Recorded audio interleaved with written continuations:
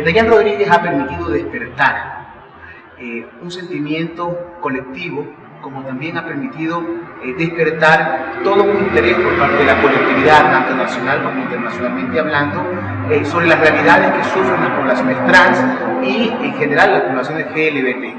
Dayan tiene toda una particularidad. A nivel de la historia, el Ecuador desde que comienza a hablar de diversidades sexuales en el año de 1998, cuando se incorpora en el artículo 23, numeral 3 de la Constitución, la no discriminación por orientación sexual, se genera todo un vínculo de derechos.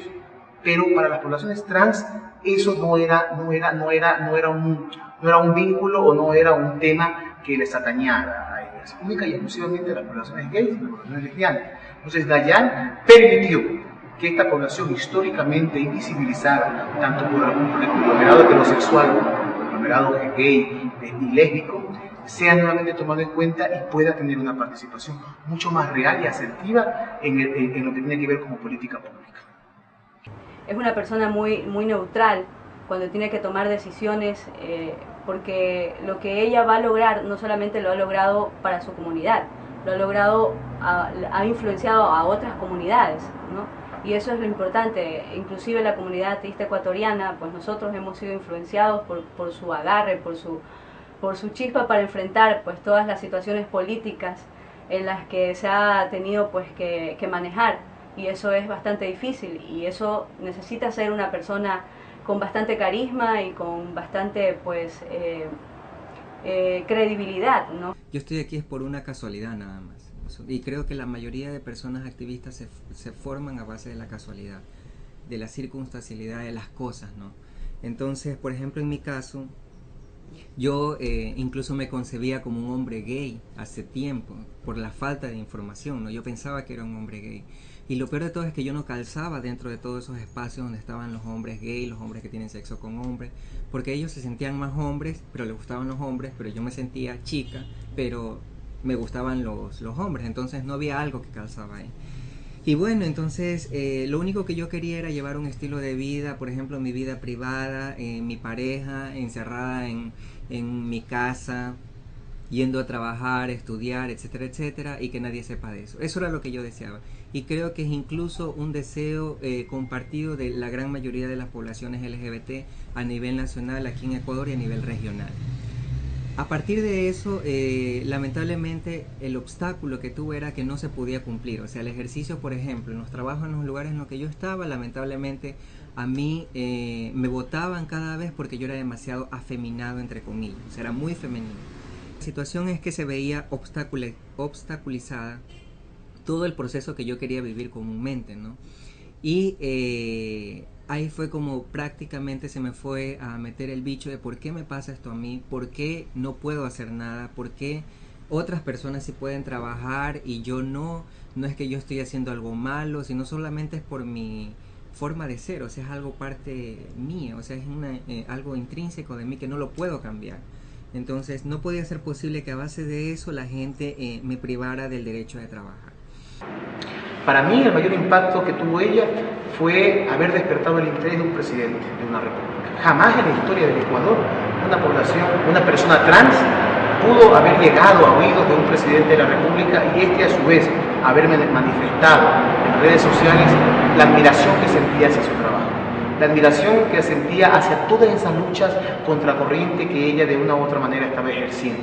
En una sociedad normada, patriarcal, dicotómica y binaria, en la cual solamente el hombre biológico y la mujer biológica tenían participación, sin importar su orientación sexual. Muchas veces la orientación sexual no tenía nada que ver con la discriminación que sufrían las personas trans. Y esto conllevó a una reunión histórica que en diciembre del 2013 se llevó a cabo en la ciudad de Guayaquil, en la gobernación del Guayas, en la cual el presidente conoció las realidades de las poblaciones trans y de todas las poblaciones que forman parte de la diversidad sexual. Luego de esto, también se pudo conseguir, para mí es histórico también, el poder haber conseguido de que se inscriban los nombres de las parejas en unión de hecho homosexual que fueron permitidas en el año 2008. Dayan is definitely a leader in Ecuador. She, as far as I know, is one of the first and only trans women that has come out publicly, visibly, really doing advocacy work as opposed to direct service work. So she's really been a pioneer in speaking out against trans rights, against access to education, access to employment. So for that, as a trans activist, she's definitely a leader in Ecuador. Diane is not afraid to really speak out about what she thinks is right, even if it's not going along with what the network or what somebody would think they would want to do. She really speaks out about what she believes is right. Diane has faced quite a few risks. I know that in her work, just being a trans activist in Ecuador is extremely dangerous. I know that personally she has received threats against her life. She has received threats against the office of Silueta X. I know that her colleagues have received threats through emails, through phone calls, basically threatening them to stop doing the work that they're doing or else. I also know that as being the first trans activist who has run for public office, this has created so much visibility for her and so much in Ecuador, in the region, and internationally. And because of this, she has received death threats from people that are in office. She has received death threats from people that are in different organizations in Ecuador, from religious organizations that are not really approving of what she is doing, to the point where she's had to actually leave Ecuador, leave the country for an amount of time to be able to let things calm down. En el 2014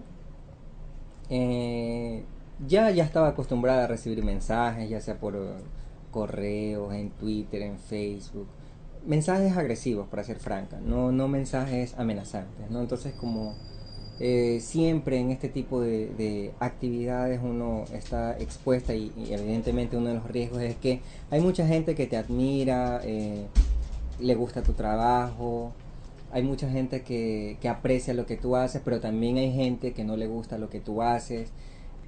Uno de los, quizás de los riesgos que también afronté durante el año 2014 fue, por ejemplo, el que me privaran de mi libertad, ¿no? Nosotros siempre empezamos del lado positivo, tratando de hacer las cosas de la mejor forma y de manera positiva. Entonces, nosotros identificamos programas cómicos en Ecuador en donde se burlaban de la diversidad sexual, y más allá de burlarse de nosotros, nos estigmatizaban y nos colocaban como, aparte de objetos sexuales, nos colocaban también como personas pervertidas, ¿no? Y eso lamentablemente debe ser corregido, porque eso es la estandarización de un estereotipo y la naturalización de la discriminación. Y bueno, ellos parecía que no entendían, o sea, no había forma de hacerles entender.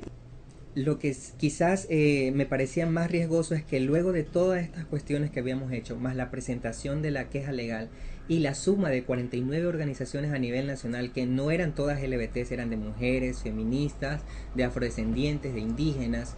Cuando ya pasó todo esto, sale el productor de este programa cómico a decir públicamente que iba a iniciar acciones legales en contra de la organización promotora y su representante legal.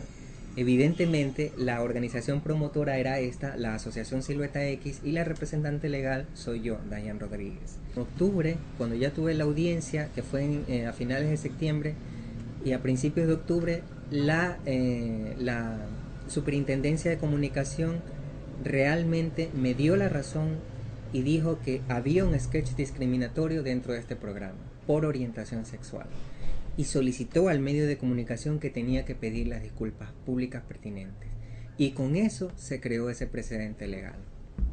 Nosotros, una organización pequeña con otras pocas organizaciones también pequeñas, nos habíamos enfrentado a un poder mediático que creía que quizás tenía todo el poder dentro de Ecuador para decirnos que nosotros estábamos equivocados, así tuviéramos la razón. Este fue un gran precedente para nosotros, fue muy importante, y sobre todo les dio una lección, o sea, les dio algo a entender, que ahora en la actualidad, por lo menos en este país, tienen que tener mucho cuidado con la naturalización de la discriminación. En agosto, cuando yo me encontraba fuera de aquí de la oficina, aquí vinieron 4 personas a buscarme de manera amenazante. Ahí ya las cosas cambiaron definitivamente, esto ya tenía que ver algo mucho más fuerte. Estamos hablando de una visita de 4 personas armadas, y estamos hablando de una forma descriptiva de cómo iba a terminar yo, entre comillas. Entonces yo decidí hacerlo público. Al principio yo pensé no hacer ningún tipo de escándalo, pero yo dije no, esto de aquí tiene que enterarse todo el mundo, porque por último, si me pasa algo, por lo menos que investiguen quién fue. Recibió cartas donde era amenazada de muerte, recibía llamadas y correos electrónicos donde era amenazada de muerte. Ella es el vivo retrato de lo que es la verdadera lucha social. Ella es el vivo retrato de lo que es una sociedad civil que protesta contra una norma establecida en la cual muchas veces no agarra a la autoridad, sino agarra a todo un conglomerado sistémico que está conformado desde esa lógica patriarcal. I think the most inspiring thing about Diane is she's tenacious. She is relentless in her voice being heard. I think that she has become a leader because of this. I think that she has so many people that look up to her because she has, despite the threats that she has had, despite the issues that she has faced, she continues to go on and she continues to receive funding from organizations from around the world. She is getting the attention from the government in Ecuador. She is getting attention from other civil society organizations that are not for trans rights. And for that, I think Diane is incredible. Ya convencida de la defensa de los derechos humanos, yo no me pienso detener por nada. Yo voy a seguir adelante. Sé que tiene niveles de riesgos, tanto psicológicos, físicos, integrales y todos los calificativos que podamos darle, pero estoy tan convencida en la actualidad de los principios de los derechos humanos y de la defensa y de todo lo que se hace aquí en la organización y lo que se hace con otros colectivos, no solamente de la diversidad sexual, sino de mujeres, indígenas y afrodescendientes, que este es el camino adecuado. Y si eso me cuesta evidentemente la cárcel, como lo dije en un inicio, mi vida o cualquier otra cosa adicional, yo estoy comprometida a pagar las consecuencias. Help protect human rights defenders on the front line. Contribute at www.frontlinedefenders.org/donate. Thank you.